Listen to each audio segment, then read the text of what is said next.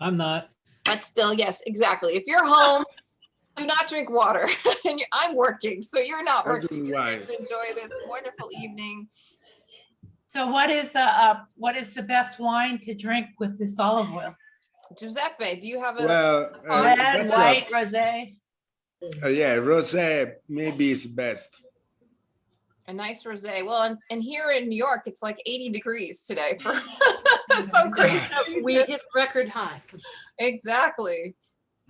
So a nice rosé would be a good thing, right? Yeah, that's what I'm drinking. He's a friend of mine. He's make organic wine. It's just fresh one, so it doesn't have sulfites on it, you know. Right. Yeah, nice. All right. We're drinking sparkling from Italy. Oh, from Sicily, nice. Actually. Really? Right. Very nice. Yeah. It's actually not. No, it's a Baza from up north. All right. Well, I want to formally welcome you all to our synchronous olive oil tasting and discussion. It's very exciting to have you all here tonight. And I also want to formally welcome Giò Buonanno from Azienda Brancati, who is joining us live from Sicily. So like I said earlier, that is the reason for this sort of strange hour, 5 o'clock on a Friday, because it's 10 o'clock in the evening for him. So thank you all for coming. So what the first thing I want to do, and I have my setup here, I have the caprese, I have some semolina bread, and I have crostini with fresh ricotta that I also put some olive oil on. But what we want to do is, you know, if you haven't already opened your olive oil, definitely open it now. And one of the suggestions too is to have the bread warm. If you want to do that, if someone is there and you want to put some of it in the oven, you can do that. But it's nice. Certainly, it should be a nice temperature so that it really will bring out the flavors in the olive oil. So one of the things we're going to do, I'm going to ask Giuseppe a lot of questions. We're going to talk about how he grows his olives, etc. And one of the things I want you to do, if you have your cups from that we had sent to you with the olive oil, okay, what you should do is pour some of the olive oil into the cups, and the two of you, if you're two people, you should hold, each one of you should hold the cup. We want to warm that olive oil up, so don't drink it right now. We want to actually just keep it in our, just pour a little bit into the cup. Don't fill the whole thing. Certainly you don't want to, you're going to drink this, so you don't want to have it too much, but certainly, you know, maybe a quarter full. Okay, and you just want to hold it in your hand while I'm talking, because what you're going to do, and if you're really good, you'll keep your other hand over the top of it like this. Okay, so while we're talking, we want to do this for 5 to 10 minutes. We're going to heat this olive oil up in our hands, because that's really going to bring out the flavors, and then we're going to smell it and taste it soon. Okay, so that's the idea. We're going to do a few tastings because Giuseppe, or sorry, Giò. Giuseppe, it's okay. Giuseppe, it's more easy. Right. Well, and I still have my St. Joseph's Day altar behind me because I need some support right now and some help. So I've got San Giuseppe behind me. But the idea is that we, you know, we have different ways to taste the olive oil. Giuseppe and I were talking about what's the best way to really bring out the olive oil flavor. And, you know, I'm doing the sort of, this is what you do in an official tasting concept. And he's saying, no, I think on the salads, either the orange salad or the caprese salad, or on the bread, or both the bread too, it's going to really also give you another aspect of the flavor of this olive oil. So for sure, there's some different ways to taste it. So we spoke last night for more than an hour about olive oil and olive cultivation. So I'm going to ask you lots of questions, Giuseppe, and you're welcome. And yeah, so first of all, tell us exactly where your olive farm is. And it's not just an olive farm, it's also a mandarin and an orange farm, right? Yeah, that's right. The main produce is oranges, blood orange. We are unique. Where my farm is placed on the foot of the volcano Etna, and this area is specialized for blood oranges. I think because of the climate, also for the volcanic ash, because regularly we get volcanic ash. Probably some of you know we had just a couple of ash coming out from Etna lately, last week. Yeah, So, lots of ash. yeah, we had a lot. They're And shoveling the ash. That's how much ash we're talking about, folks. We need to Exactly. explain that. So ash, volcanic ash is the main reason, I think, which give this particularly unique flavor to our products, from oranges to olives and whatever we growing actually. And also is the climate, because the volcano make a microclimate situation, very peculiar one. So we have very high temperature during the day and very low grade temperature during the night. So this big scale excursion from the day to the night gives to the blood orange the kind of reddish inside. And this is for the orange stuff, as I said. And my farm is a 100 hectares farm. It comes from my granddad. It's about 100 years old, the farm. And we have 10 hectares of olive trees. It's about 2,200 trees of olives. Right, so And 2,200 olive trees. yes, and the variety is Nocellara etnea, which is the typical olive variety we're growing down to the Etna land. Right, so we should talk about that a little bit, because like, for example, Debbie and Wayne were with me in for Stirring Sicily in 2016, I think it was, and Yeah, we was. stayed on an olive farm in Castelvolturno. And so those were the Nocellara di Bellice olives. That's a different olive, which is really associated with the Sicilian. When you see Sicilian olives, a lot of times you're going to see the Nocellara di Bellice olive, which is Western Sicily. So you have a different olive that you cultivate, the Nocellara di Etnea, or Etnea. Etnea. Yeah, there are 7 different types of olives all around Sicily. So everyone depends in which area you are. There are the Iblea, the toned Iblea. Then you have, which is Ragusa province. Yeah, exactly. Southeastern Sicily. So there are lots of varieties, and each one is peculiar of the place, of the climate. So Sicily is small, but at the same time has got a wide range of variety all around. Right. Okay, so let's talk a little bit about, I mean, we sort of know that the olive trees were brought from Greece, or right, when the Greeks came in 800, 700 BCE, they brought the olives with them. They brought the olive trees with them. Is that correct? Yes. Okay. Yeah, from Greece area and the Arabs as well, but mainly from Greek people. Okay. Now, I want to start from the beginning. So we were talking last night and I said, well, olives are a fruit, right? And you said, well, they're a fruit, but they're called a drupe.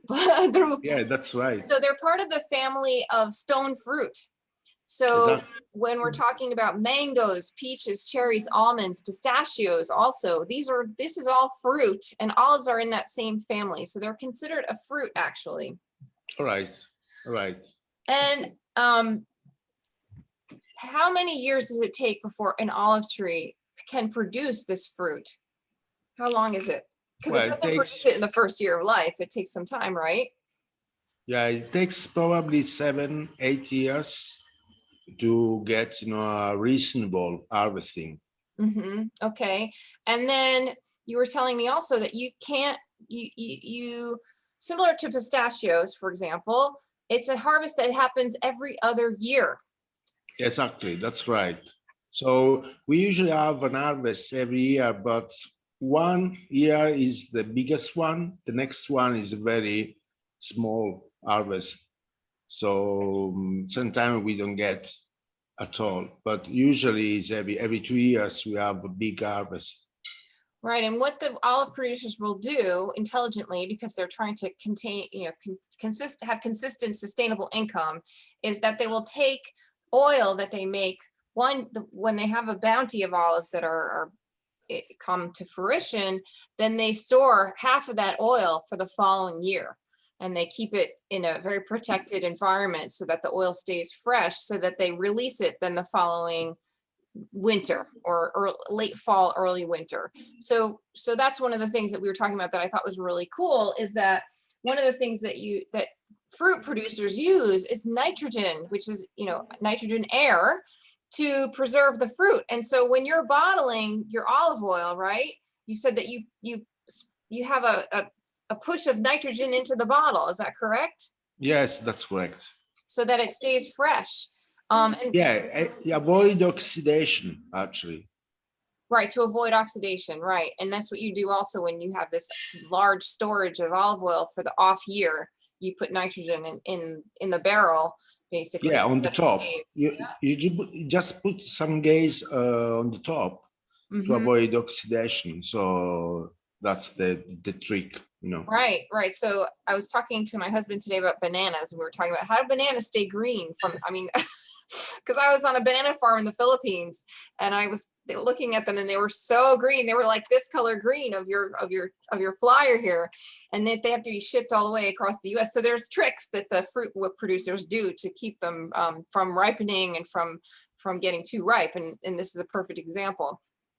So how old are your trees on your farm? How old are they? And how old can they get? How old can olive trees get to be? Well, olive trees can live forever. So they can have 100, 200,000 years.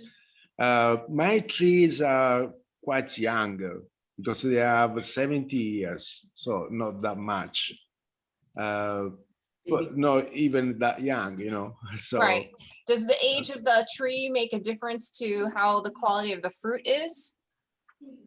Yeah, some people say that, some people not. I think it doesn't depend of the age. The really matter is where you feed your trees, what kind of fertilizer you use. We are organic farm, so we use just animal manure. So that is give the big complex of minerals trees needs. Right. It's not chemicals. It's just natural one. Right, and so that comes through in the flavor of the olive oil because you're using all organic materials to this fertilize. is another point. Yeah, exactly. Right. And do you use any pesticides or anything on the olive tree? No, not at all. Not at all, because we are on organic way. So we don't use pesticide at all. And also because you really don't need it. No. Why is that? Well, if you sell olives for table olives, you must be sure they are very nice. Right, they look pretty. Look like, Yeah, you want to eat them. They look pretty. But if you use for olive oil, doesn't matter what they looks like. So if there is some flies beating or there are some spots, that doesn't even no matter at all. Right. So we're going to get into the harvest and how you actually make the oil in a moment. But one of the things I want to ask you before we move on to our tasting, so you're getting your olive oil ready, right, guys? Is how many kilograms is how you think, right? Because we're thinking in metric when you're in Italy. And we have a half a liter here, right? Of all, this is a half a liter bottle that we all have.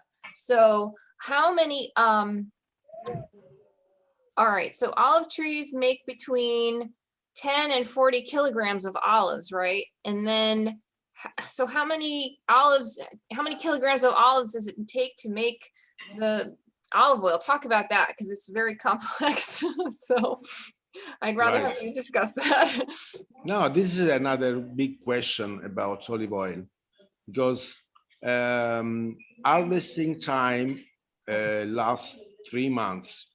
So at the early stage, when we actually harvest our olives, when they are still green, you get 5-6% of olive oil from from fresh olives. So if you have 100 kilograms of fresh olives, you get 7 liters of olives. 100 kilograms equals 7 liters.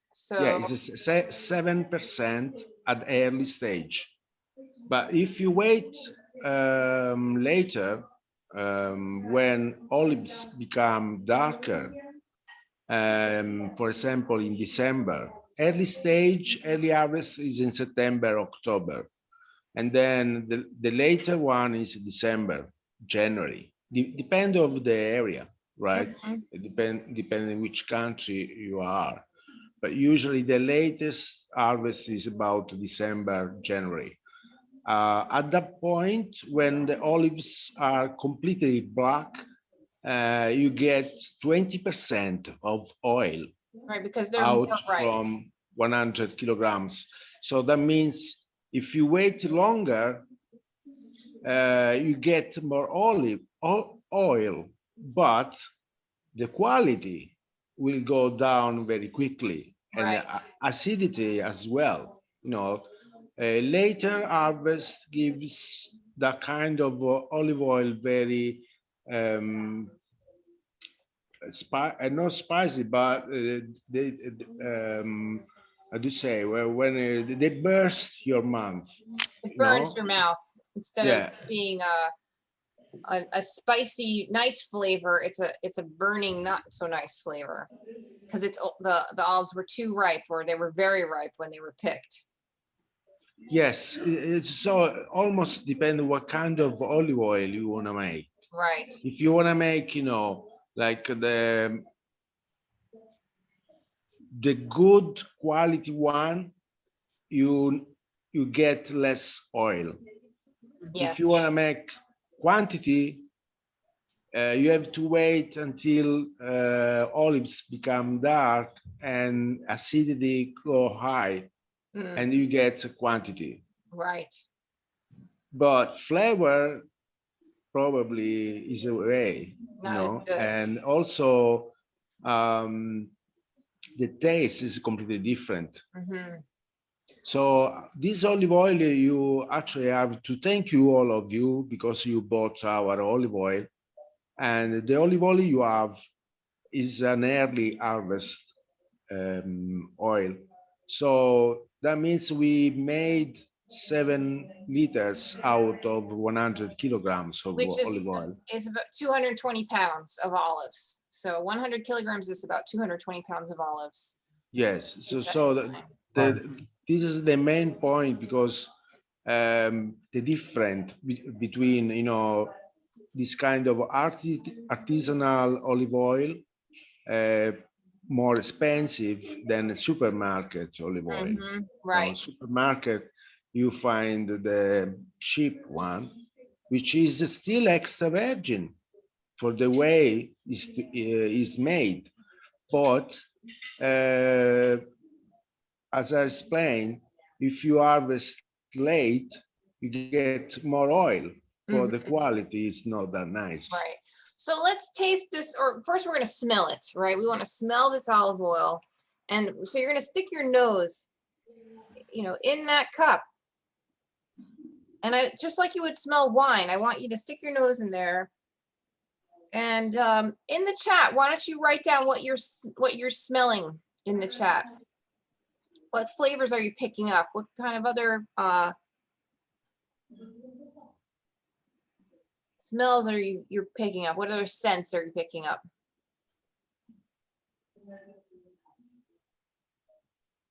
Anyone want to write in the chat or turn their mic off and tell me? Okay, grassy. Yes, Alan and Kathy, they say grassy. Mm-hmm.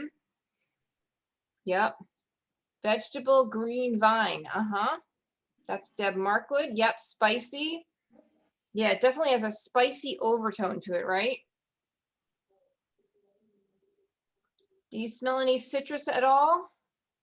I lost my smell in COVID. I can't really smell. Oh, Tom says grassy. Okay, Andrea. Yes.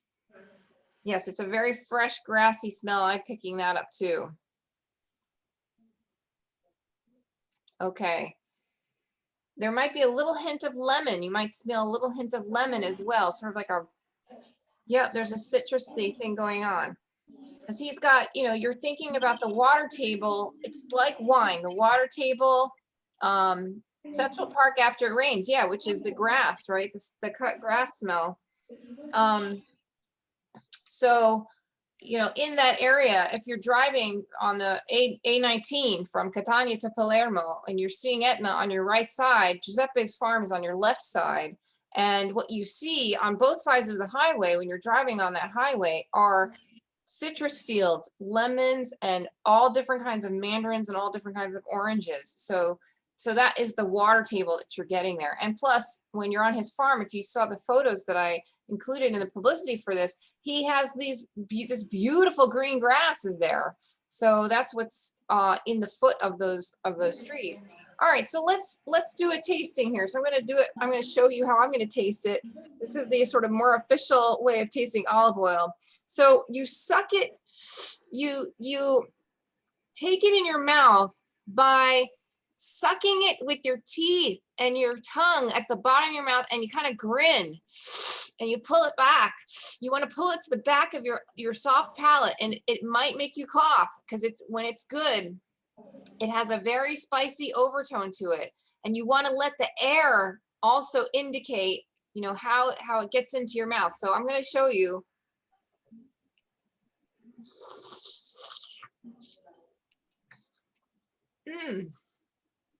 Woo! So I have it is burning, Giuseppe, but it's very spicy, and I'm getting that.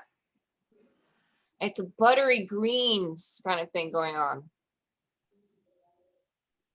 What do you think of that? The trick is to make a mixer between hair and olive oil. Air and olive oil. Yeah.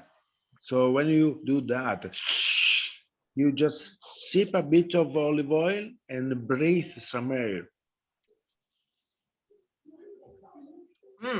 It's so good. Just a small bit, just a little bit, and then you mix with the air, and you inhalate air and that bit of olive oil. Yep. So this is the way to taste it. Right. So you're going to feel a bit of a burn. It's just, but it's more in the back of your throat, not in your mouth so much. Right. Okay. Now you might want to try some too on some of the bread you have. I'm going to do that because I didn't have lunch today. So with the bread, feel the burn. Yes, feel the burn. With some bread would be nice if you warm it up a little bit. So the warm bread will release the flavor. So this is another way to test olive oil. If you cannot drink because it's hard or it's tough, just try it on top of warm bread. Right, because the heat will open up the cells in that oil. Okay, so feel free to keep eating your salads and drink some wine while you're doing it. So let's talk about the harvest a little bit. We discussed the harvest a little bit. So obviously we know about table olives because we eat olives as well, not just have them in oil. And the difference, you were mentioning this to me last night, which I found really interesting, is that those farms that are making olives or growing olives for table eating, they water their trees a lot more than you do for oil. Yes, well, if you, for example, in my farm, I have Nocellara etnea, which is sheep behavior in both ways. So if you give water, so you water them in summertime, you get big olives. And that's what we usually do because we have lots of olives trees, and we sell almost to a local company who will make jars with the Okay. fresh olives. So, and right? how do you, when you pick table olives, they're really bitter. You don't want to eat them right off the tree. It's not like other Yeah, fruit. exactly. What do you do to make them into table olives? What's the process of making? The table main olives? easy process is to put them in water and salt, and you leave them in In a for, jar, for example, right? sorry, In in a a jar. jar. Yes, in a jar, in a pan, doesn't matter where you want. What you need is to take off the the bitter taste. You need to wash them with the water and salt. So you leave one day with the water salt. Next day, you take off the water and put new fresh water with the new salt. So doing this for a week. Every day you have to change that water, Yes, salt, well, brine. you can do every 2 days, but as much you change water, as much you get out the bitter taste. Right, okay. For example, this is my mom's trick uh, to accelerate, to make the process faster. She used hot water, and Ah, so in 3 days, probably 2 days, she can get edible olives. okay. But the So it's like, problem, yeah, it but the takes a problem week is, normally, though. It takes a week of doing that changing so yeah, that you can eat them. Wow. 4 days, 5 days. Well, also depend if you leave the olives, the wall piece, or you smash them. We call olive schiacciate. Right, When cracked olives. you crack them into parts, so the water will get inside the olives. That will speed up the process. Of course, right. And when do you Um, pick if you're gonna pick those olives for the table, for table eating, when do you pick them? What time of year are you picking them? we usually beginning of September, Mhm. 15 of September, Okay, and just after them we start doing our harvest as well for the right, olive, for right. the olive So, oil. it precedes the olive harvest, right? Um, and you were telling me too, obviously, that the climate of where you are in Sicily, and you were saying that where you are is this microclimate that has to do with Etna. And it's so obvious, like when you're coming when you're coming from Palermo going to Catania, the weather changes completely. Like you go through this tunnel and you come through Etna or Enna, and as soon as you pass Enna, the whole entire climate will change. It's incredible to see. Yes, Because the volcano just determines so much. So when you harvest your olives might be different, and probably is different from when they do it in Castelvolturno, for example, which is yes, that's right. in southwestern Sicily. So, okay, so then end of September, early October, you are doing the olive harvest. You start your olive harvest. Yeah. And so there, what color are the olives at this point when you Green. start? They are green. They're still green.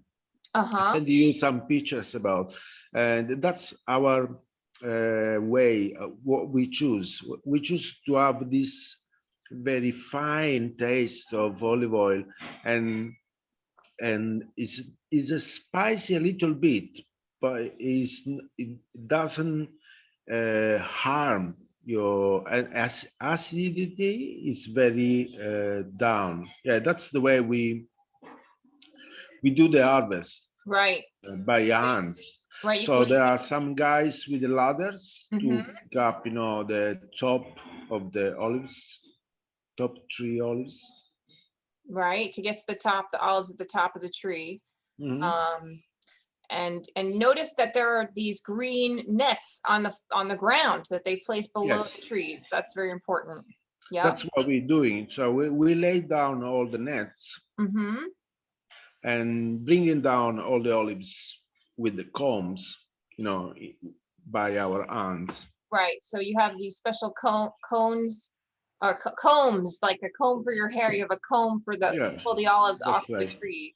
And then Yeah, you can you, collect them in the nets here, in the right? net. Yeah, then we gather in the craters. Can you see the color is completely green? Yeah. So that's why you get this kind of very nice flavor olive oil when you do early harvest. But early harvest means also less olive oil, Uh-huh, you know. right. So Because it's like you're saying, they're not as ripe, so the pulp and the skin and everything doesn't give you as much oil once you. yeah, yes, yeah, kind of. This is the idea. When they are green, they are full of water, Uh-huh. so they weigh a lot, right? And you get very small part of olive oil. If you leave them until December, they will become dry, darker, so they will lose all the water. But at the same time, acidity goes very higher, Mm-hmm. and the taste is completely different. Okay. So we are a small farm, you know. We don't work with the big supermarket or big chain, so we don't need to get, you know, quantity. We rather prefer do high quality. So I don't care if I make less olive oil from my olives, but I do care of the quality and taste. Right.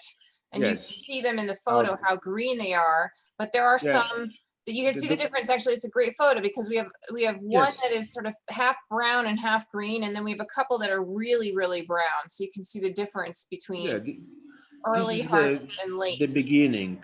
The beginning. Usually they start when all the olives become like that. You know, if you want to make great quantity, you have to wait until all olives become darker. Mm-hmm. The Right. machine on the back is this is the mill factory Mm-hmm. where we bringing our olives, and this machine takes off all the leaves. Oh, yeah. Okay. The, That's helpful the to know. ramifogliatrice. Right. And this is a special meal. I mean, there are lots of olive oil meals around, but I choose this one very far because it's the best one. The service, the quality, they and the hygienic place is very hygienic one, Uh-huh. very clean. I used to bring a lots of tourists. They were amazed. You know, it looks like a surgery, really, not like a farm. Right. It looks like a laboratory where they do Yeah, that's surgery. right. Right. That's right. Okay, That's I'm gonna right. show that I have another picture here that I'm gonna share. So here is the machine that you were talking about, right? That removes Yeah, the leaves that's and the the stems. yeah, that's the washer. Is before there is a water tank, they've been washed, and then they fell down to this crate when before they will mill it, Mm-hmm. smash it. Okay. All right, I'm pulling up some more photos while we're talking here. So you were saying to me, this is, I think, really interesting, and this is what makes the difference between a very expensive olive oil like this one versus ones that aren't as expensive. And you were saying that you do a series of days of picking, and every day you pick, you bring those olives to the mill. So you pick in the morning, you're picking them by hand, which also is a big deal. They're not using machines, and that way the fruit is really protected. It's in a much better condition. It's not damaged while they're picking it. But then, so by 2 o'clock, so you've packed up, you pick what you can that day in the morning. By 2 Exactly. o'clock, you are at the mill. You bring all those crates of olives with you to the mill, and by 5 p.m., you have the first press of the olive oil. That's right. And then you do it again tomorrow. So you're not Yes. doing a series of days where you're just piling up olives into crates and then waiting, right? Because as soon as that fruit is picked, the chemistry of that fruit changes, Yes. correct? Yeah, that's correct. So If you leave the harvest for one night, olives get fermentation. So the next day, the acidity level will be very high. So what we're doing is we just go to the mill every harvesting day. Doesn't matter how much my guys could pick it up. I don't care. Probably I'll go with 200 kilograms, probably with 1,000 kilograms. As I said, we are not a big company. We are just a small farm. We made between 700 and 1,000 liters a year, depending on the season, of course. Mhm. And I usually do like 12, 18 milling days. So 12, harvest 18 milling days. and milling days. So that means you're picking in the morning, you're driving to this really excellent mill that you like to use, and then by 5 p.m. you have oil. So over 12 days you're doing it. So Yeah, this is the artisanal quality of what we're doing. that's right. Right. That's right. So it's a great time. It's also tough, of course, but I don't mind if I spend time, if I spend money. I want the best quality. So Right. this is the only good way to make it. And also, because we do early harvest, when I go to the mill factory, I get great service because I'm the only one there, you know. So Right. yeah, these are craters of 250 kilograms. So you can see that's a lot. So that's like you were saying, Well, 7 liters per this is 100 kilograms, right? yeah, and this is about one crater is about 2 guys working day. So Okay. 4 guys, if there are lots of olives on the trees, 4 guys can do this job, like 500 kilograms a day. Mm-hmm. Okay, I'm going to show another photo of what it looks like when it first comes out of the press, right? That Yeah. first day. No, you don't want to eat these olives right off the tree. They're No. nasty. They taste terrible. They taste absolutely terrible. So here is what it looks like after they've been washed. They go through that machine where the branches and the leaves are removed, right? And then they're put into, I'm looking to see if you sent me a photo of the maceration. But they're similar to how we do wine with the grapes and the wine. They go into a machine that macerates them. And so all of the skin, all of the pulp, what about the pits? What happens to the pits? The pits too go in the machine to get macerated? How does that work? Yeah. Yes. Everything. Apart, leaves apart. Right, leaves and branches get separated, but you get the pulp, the Well, skin, the pit. You know what? There is a mill factory near Palermo. Mhm. This factory is the only one who takes out the pit. seed, the pit. And what do you think? Is it worth it or not? I didn't try yet. You know, I want to try. You're I'm curious. very curious, but that Right. is not far away. That is really far away. Yeah, milling Palermo is farm. really far away because it would take you like two and a quarter hours to get to the mill, and that's Yeah. at least, right? And that's a long time. Yeah, can you imagine? I'm going to this. The milling farm now is in Adrano. Maybe Yes, you know Adrano. Adrano outside of Catania, right? Yeah, exactly. So when is a harvesting day, I count 250 kilometers in a day traveling. You know, from my house to the farm, and from the farm to the milling factory, and then back home. So it's 200 miles a day. You know, if I choose for you know, a Castelvetrano milling factory, that would be thousands miles a day. So too much. No, too much. Right. And the cost will rise up very high. You know. Right. I'm going to show you where Adrano is so you can get a sense of it here. Let's see here. Here we go. So here is There's a Norman castle in Adrano, really. There's a Norman castle everywhere. So that big green thing on the right is Etna. Here's Etna. So you can Yeah. see where we're talking about here. And when- that's my farm is there. That's where the farm is from where these olives are cultivated. So we're backing up so you can see where exactly in Sicily Giuseppe's farm is. And you don't live on the farm, right? You live somewhere else. Yeah, I live in Castello, just nearby Catania. Right. It's a small fisherman town. Beautiful north to town. the- Bar yeah, Eden. north to Catania. Eden Bar is there. Really good cannoli. Yeah. I can tell true. you where all the good cannoli are, and Aci Castello has good one.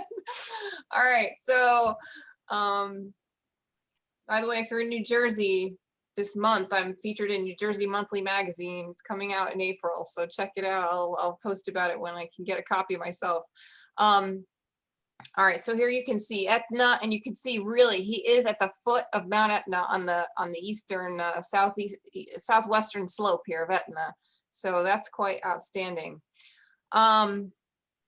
Okay, so I just want to see, making sure I'm catching all my chats here. All right, so let's see. You do small batches each day. I think that's just fascinating how you really are you care for these olives so much, and that's part of why this olive oil is so good. All right, so tell me what happens then. So we had that first pass, that extra virgin olive oil, right? And then you mentioned to me the next step, or so what happens to that extra virgin olive oil? And then Right. it still has all that matter in it, right? One of the things you were talking about is it has matter in it. So it has all that pulp, it has the matter from the pit, it has the matter from the skins. Yes. So at the beginning, what you get from the mill is we call fresh olive oil. And it's very nice. I really, really love that. But it lasts just a couple of months. Okay, Because that really fresh extra virgin olive yeah, oil is it's, only a couple it's months. a really fresh one. And the color is very dark. It's turbid. It's not clear. It's not Right, transparent. like what we saw. It's very turbid. Right. Exactly the picture you showed before, you know, it's not clear at all. The olive oil have actually the taste is different, it's stronger, and the feeling you have of the background flavor is a bit separated, you know. So you sometimes you can taste fresh cut grass. Sometimes you and the other time you taste sun-dried tomato or lemon peel as well. So usually, naturally, in December, January, when the temperature will goes down, you have a separation we call decantation Okay. into Right, the so- olive oil. So I've seen that like in the Italian grocery, I've seen the olive, like it separates. There's like that white stuff that sort of goes to the bottom of the bottle. And that's what you're talking about. Exactly. Okay, so that's So just matter. It's just matter that has naturally filtrated to the bottom of Exactly. the bottle. Yeah, so it's good in the beginning when it's fresh, and if you use it, you get all this organic matter all together, and it's very healthy as well. Mhm. But as soon as it will decanted, all this organic matter should be taken off. All right, so I was Because- showing you last night, like here's my really, see my sieve here? Yeah, This is filtration, right? This is what I use well, to do the ricotta to make cannoli. So it's really, you do that sort of thing to, the filtration happens. Tell us about that. You do that, like, not everyone, like what we have here, this has been filtered. It's extra virgin that's been filtered, correct? that's right. That is decanted and after filtered out. So we have the two more process. The decantation is when naturally happen. So you have this separation from the organic matter from the liquid. And then usually the people, old milling farm, they just putting in another tank and leaving, this organic matter on the bottom. Right. So, but if you want to be sure no more organic matter will be in, you need to filter it, Right. all the olives or all the Okay, oil so, out, right? so you do that first press, and then that will happen. It could happen in late September, early October, all through December, right? And Right. then basically at the end of September is, sorry, at the end of December is when you do a filtration process and then bottle Exactly. this, right? Yes, So it was exactly. picked in September, you let it sit for a little while, unless you took some of it, some people like that very fresh, extra virgin. And Yeah. then you filter in December and you bottle it at the end of December. So if That's we're right. looking at this bottle, okay, just because I'm answering some of the questions that are coming in. And yes, this is organic olive oil. So you'll notice at the bottom here, there's a date, right? And it says 30/12/22. So that means December is 12. So 30th of December 22 is how long this olive oil lasts. So for 2 years is what the recommendation is. That Yeah. means it was bottled on December 30th of 2021, right? 2020, Oh, 2020, I'm sorry, we haven't gotten to 2021 2020. yet. So this 2020. just three months ago, it was bottled 3 months ago, this olive oil. So as Yeah. soon as it was bottled, and then he works out with Nikki at Gelsomino, shipping it here, and that takes some time, right? We know that we were waiting. Bill DiGiulio can argue because we were waiting and waiting for this to come through the shipping. But so to answer that question, it was picked in September, October, into the end of October, and then bottled in December, and then shipped here. So, okay, so I'm looking at the time because I want to get to some people are asking a lot of questions too.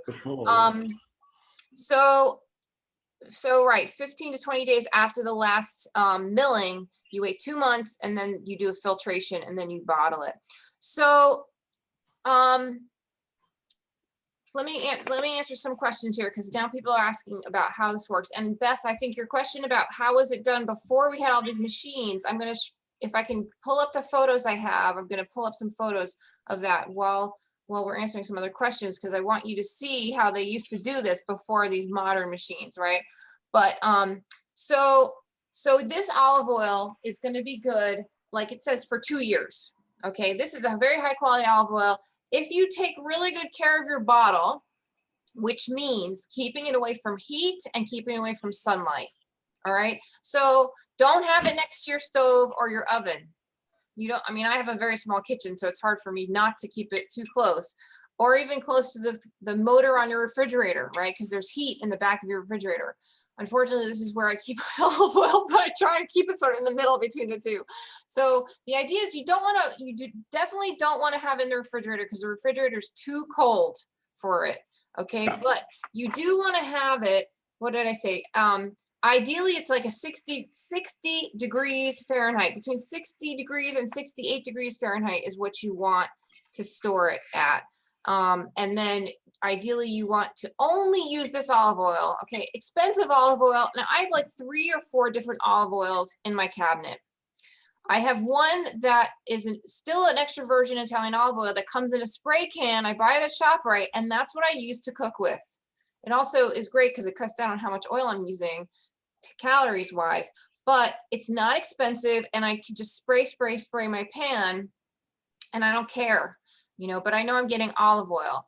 Now, then I have like a medium one if I'm going to be doing something more like frying maybe some eggplant or something in a pan, because I definitely want that to be a little bit, because that eggplant's going to absorb that olive oil, but it still changes the quality of it. As soon as it hits the pan, the heat changes it. This olive oil, I will use it to dress my salad every day. Yum. I will use it to do something like what we're having here with the caprese or the orange and fennel salad. I will dress my pasta with it after I've cooked the pasta and plated the pasta. Or like last weekend, I made macu for St. Joseph's Day. I will dress that macu, that fava bean puree soup, with this olive oil. So that's where you use this. You really use it for your, when it's, you want to put it on anything that's already cooked and raw, because you don't want it. you're gonna really get the flavor then when you do that. So let's see here. I want to make sure I answer. So definitely we have 8 minutes left or so. So I want you to ask your questions. And if you want to unmute yourself too, you can do that. How and where would you use this higher end oil in cooking and eating? I hope I answered that question. So I'm gonna, while we're maybe, Giuseppe, talk a little bit about, now you've been producing olive oil since 2014. And tell us a little bit about where else you ship your olive oil, because Gelsomino, Nikki at Gelsomino, she's the only person in the US that has Brancati olive oil, right? So where else do you get this, do you ship your olive oil? Who else buys this from you? Right. So Gelsomino, we started this partnership just last year. So, well, 2 years ago. 2 or 3 years ago, yeah. 2 years ago. So it's quite new one. Our main market, which we started 10 years ago, 12 with oranges, and then 10 years with the olive oil, is in Switzerland. Switzerland, yeah, Germany, and a bit of France as well. But mainly market is in Switzerland, like probably 75, well, 80% of our market is in Switzerland. So, and when we started to make olive oil, it was just a joke, to be honest. Really? Because, Why? yeah, well, we used to sell just the olives to the local guy to sell back, fresh olives. And we used to make just olive oil for the family. Okay.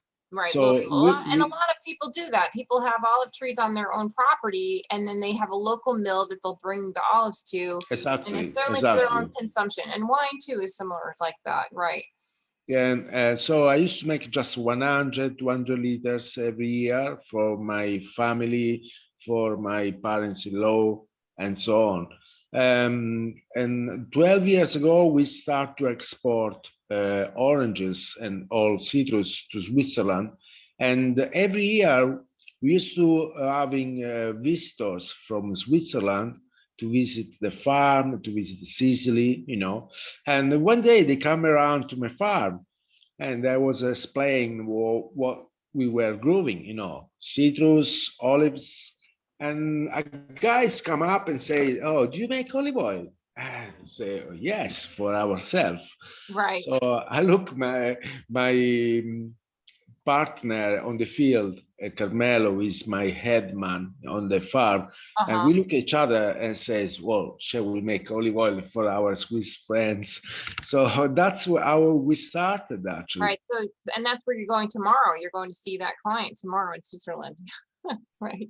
No, tomorrow I have a shipment every week on Saturday. We have a shipment of fresh products and olive oil as well to Switzerland. To one client a week, and next week to the other one. So we have, and our clients are just guys who gather, family orders. So we send a pallet to this guy, and this guy just delivery locally to all these families who applied, for a box. Okay. A box, a Curator of citrus, or a bottle of olive oil. So we have a direct niche market, very small one. Right. Okay, well, I'm going to show, I found a couple pictures here that I have on my website. So this is a picture from Custonaci. They do the live Prosecco every year, Giuseppe, at Christmas time. And so I got to see this particular, this is like a living diorama, if you will. Okay, so you can see that there's this bowl, right? This is all made of stone, and in this case, it's probably limestone. And so what they would do, and you see the horse there, that's very important. The horse is extremely important because if you notice, the horse has a rope from his head, right? Going up to a branch that's there, a piece of wood. And so in that bowl, you would pour all the olives, okay? And then the horse walks around and pulls that other stone, around it, or maybe it's a donkey, okay, because it could be a donkey as well. And that's how they would macerate the olives. They would just have that donkey going around a circle. And I don't want to tell you what they would do to the horse or the donkey to make it keep walking around in circles, but they would blindfold it essentially, and it would be very hungry, and it would have probably a carrot or something stuck in front of it that it could smell, and it would keep walking towards the smell of the thing that it wanted to eat, not ever arriving at it, okay? So that's how that donkey would continue to walk around in the circle, and that's how they would macerate it. And then this second photo I have here, this is from Casa di Latomie in Castelvolturno, and you can see sort of the same idea where the macerated juice, it really is a juice, really, the oil would fall into some kind of bowl, and then this is another mill, let's say, where you can see the spout where the olive oil would spout into probably a bucket of some sort below that spout. So, and you can see that's limestone. That's what you're looking at. That white stone there is limestone. So there you go, Beth. That's the answer to your question. At least, you know, one version. There are probably other versions of this, but to give you an idea of what that looks like, you know. So, right, Giuseppe's answering the questions. If you used to make olive oil only for yourself, how would you have had enough to sell to Swiss? Right, so he has a very big plantation now, and he's got 2,200 olive trees. So now, because he decided he wanted to become an olive oil producer, now he's really dedicated to doing this, to this, you know, this business.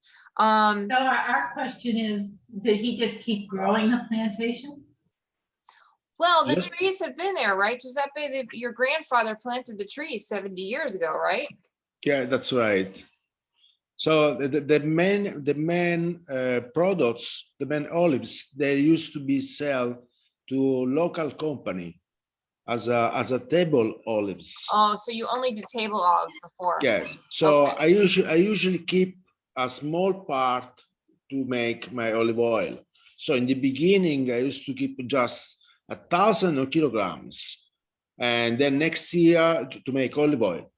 And to give you the numbers, like all the olives orchards will give me about 45,000, and between 45,000 and 70,000 of kilograms of olives, fresh olives. So what I usually do is sell the big amount to the local company to make table olives, and keep for myself now 5,000 kilograms to make, you know, 1,000 olive oil, more or less. Okay. So sometimes 7,000 kilograms to make olive oil, sometimes less. It depends also the year, if I have all these olives all together, if it's the good harvest here or not. All right, so I want to wrap up because it's 6 o'clock and it's 11 o'clock for you in Sicily. No, it's okay. I really enjoyed that. Yes, this has been so informative. I've learned so much talking to you these past 2 days. It's been great. And then also just tasting this olive oil is fantastic. Does anyone else have any other questions they want to ask while we're here, still live with Giuseppe? Please. Please feel free. Now's your chance. Otherwise, I've just posted the link for purchasing the olive oil if you haven't had a chance to purchase it yet. And I will also be posting a recording of this event on my YouTube channel. So I will send out when I have it up, and I have a few other things for you. I will send you a follow-up email in the next few days so if you want to share the link, the video with people, you want to watch it again because you missed a part, etc. Please just keep a lookout for my email. And I hope to be back in April with some more events. I'm going to be doing another cannoli making workshop on April 25th, but we're going to have some other events. We're going to do a cooking experience with Giuseppe Shurka and Nino Elia, I think at the end of April. So Kathy and Alan, you know them from our Stirring Sicily trip, and certainly Debbie and Wayne know Nino, of course, and so does Bill. And Bill, you know, from Stirring Sicily last year, you know, Giuseppe. So we're going to be doing, Giuseppe and Valeria will be guests. We're going to do some kind of cooking class. I think we're going to do the zucchini pesto, what he made for me a couple summers ago when I was in Sicily, and it's outstanding. And if you watch the, if you've been watching Stanley Tucci on CNN, he was in Amalfi, and he had a zucchini pesto spaghetti there. So it's going to be in that kind of vein. I think it's going to be quite exciting. Alan has one more question. Yes, Alan, what's your question? Please. Wine growers have tasting rooms and things like that for tourists that come in and they want to taste the wine. Are you going to do that on your farm? Yeah, Giuseppe, tell us about your tasting room. Yeah, we're doing olive oil testing in my farm, of course. So you're welcome to come around. And also a fresh orange juice is assured for you. So that's our main welcome. And it's so good. His orange juice is outstanding. So thank you. Absolutely. He's got lots of products that he made. Well, I don't know if are you still making the Modica style chocolate infused with your orange? Yeah, we're gonna have a new surprise soon. Yeah. Yeah, Nikki's next shipment to Gelsomino, it will be about dried citrus. Right, the dried citrus. They're like chips, orange chips in a way, and they're chips, quite good. And I made a new recipe with chocolate. All right. So we'll stand by for that. Yeah, you will. I think we can have a new meeting for this. Okay, product. we'll have another tasting with that stuff. Sure. That will be great. All right, fantastic.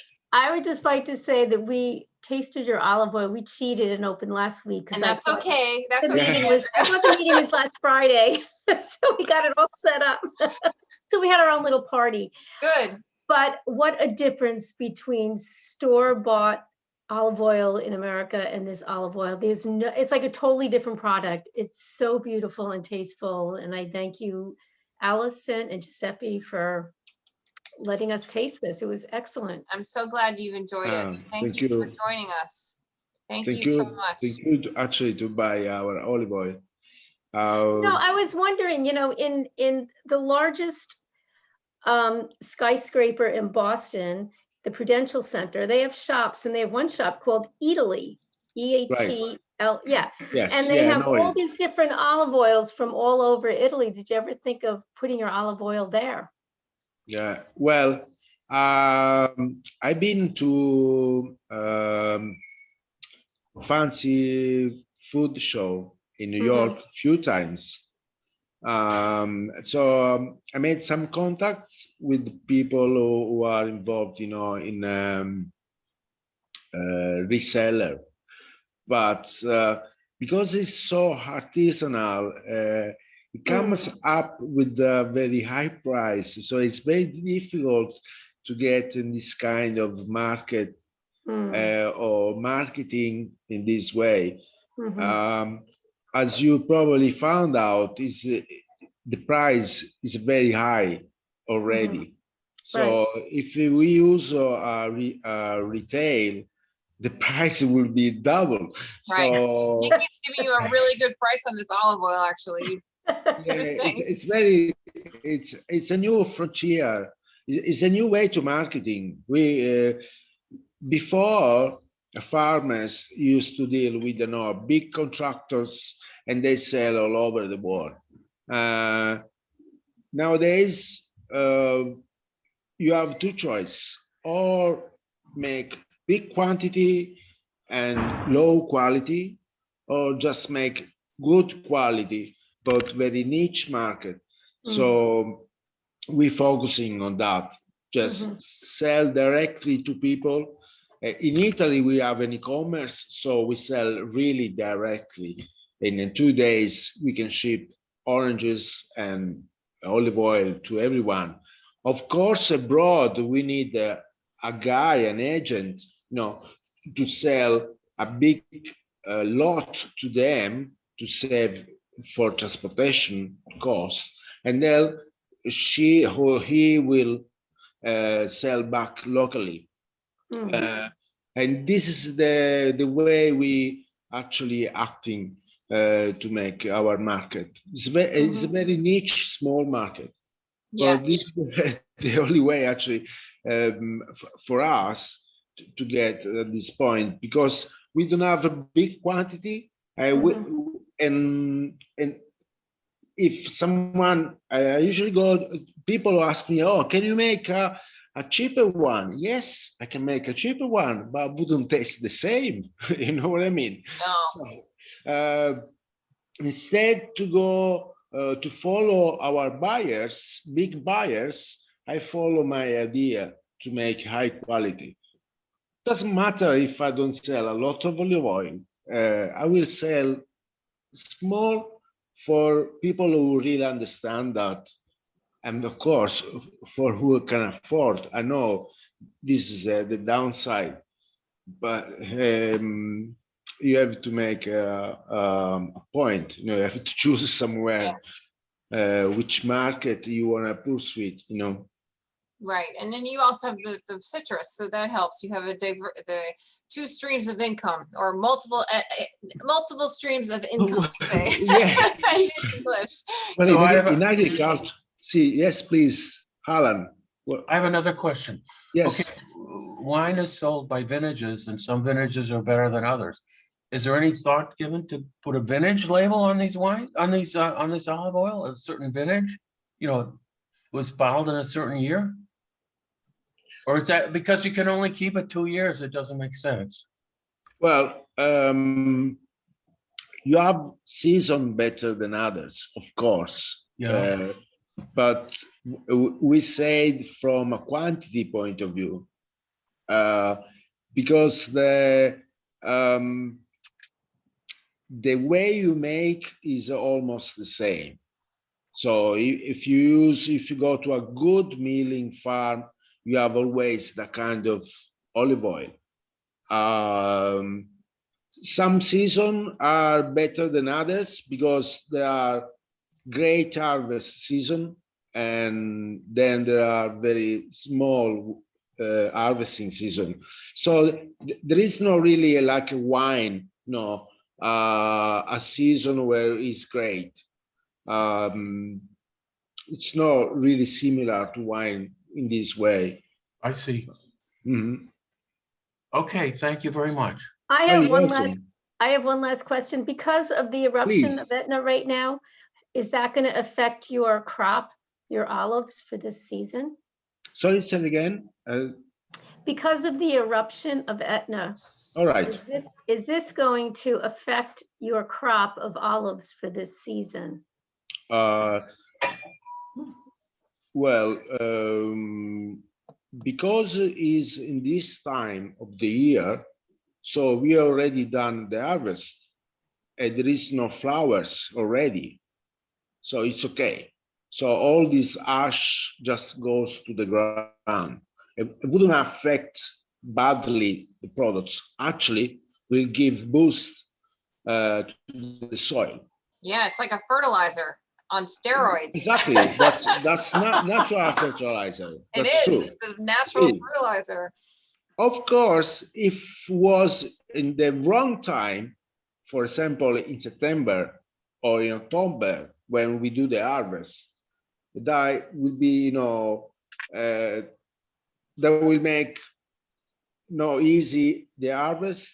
Also, probably the fruits will be damaged from outside. And so that will be a bad season, to answer back to Alan, Yeah, yeah, it could be a And bad say, season if the fruit gets probably damaged by the if there ash. is ash the same time you do the harvest, that's the bad season. Yeah, For right. sure. So it depends on the time you have the ash. For Mhm. example, nowadays the ash more affecting citrus because we still harvesting citrus during these days than olives. So it depends. So that's what agriculture farms usually do. They try to rely to different products, because if something will go down for one reason or for another, maybe someone else is better, you know. So this time, because of the volcanic ash, we have some problem with oranges, but not with the olives. So before you leave, I'd love to hear what you think about this olive oil. If you haven't already told us, I'm curious to hear. So we're going to close out now because it's already late. But I'm so curious to hear your thoughts. So if you want to write in the chat before you sign off, or take your mic off and tell us, that'd be great. But otherwise, I'm going to say goodnight to everyone. Buona serata. Thank you so much for joining us. Thank you, Giuseppe, so much for You're this. welcome. So informative, so interesting to talk to you about this. Thank you. And I look forward to, yes, I'd love to host you again to do something with the citrus too. Yes, we sure. have that in stock. It was wonderful, and your olive oil is phenomenal. Oh, thank you. Thank you, Mickey. Thank you. It's very flavorful. Yes. Thank you. Thank you, Wayne and Thank you. Debbie. So nice to see you. Thank you. Thank you. Thank you very much. Yes. Well, I hope to see you down in Sicily sometime. Yes. Yes. So we got you some. are most welcome to come around. And you know, so olive oil and oranges, and you know, our warm hospitality is waiting for you. So please come around. Absolutely. As soon as you allow us in, we'll be there. I know Andrea's chomping at the bit to buy her plane ticket. I'm helping her right now. Yep. Soon, Andrea, soon. I'm waiting for Biden to make his decision on the May 15th. I think once, you know, they've said in the news lately that Biden's administration is going to make a decision about Europeans coming to the US mid-May. And if the Biden administration reopens borders to Europeans coming here, then I think the European Union is going to have to reciprocate soon after. Yeah. Maybe not as soon as June 1st, but maybe July 1st. Yeah. With some kind of restriction, like you have to be vaccinated or something. I'm not sure. I don't know. Um, But I know from talking to my friends, and obviously Giuseppe, you can comment on this too, that they're hoping in Sicily to have everyone in Sicily vaccinated by September or end of September. So that's the schedule we're talking about. And my friends in Tuscany said, yeah, it's going to be September or October until they're vaccinated, and they're in their 60s in Tuscany. So it's going very slowly there, and they're being very careful, and and that's why they're on a lockdown right now, because they know Easter, and with Father's Day last Friday, they know that people are going to want to get together and see each other. Easter is a major week of holiday festivals, etc. And so they just put a stop to all that stuff this year. So in an attempt to really curb the numbers from going up, they have to really protect their healthcare system, and that's really their objective. So right now they're doing okay. It's a little bump up, but they're doing okay. So we'll know more on April 15th. Once Easter passes and they lift the lockdown on April 6th, we'll know more. But at the moment, we're still holding our breath. So I'll be keeping you all informed. I'm really up to speed on all of the news and what the latest situation is there. So you'll hear from me right away when we know things are going to be different. So anyway, I'm going to let you all go. Grazie tantissimo for everything. Grazie, Giò, for being here, and have a safe trip to Switzerland. And I hope to see you all soon in person would be great. But when time, we will continue to do some online programming. So thank you so much, everyone. And I hope you have a wonderful weekend. Ciao, ciao. Grazie. Ciao, ciao. Thank you. Ciao. Ciao.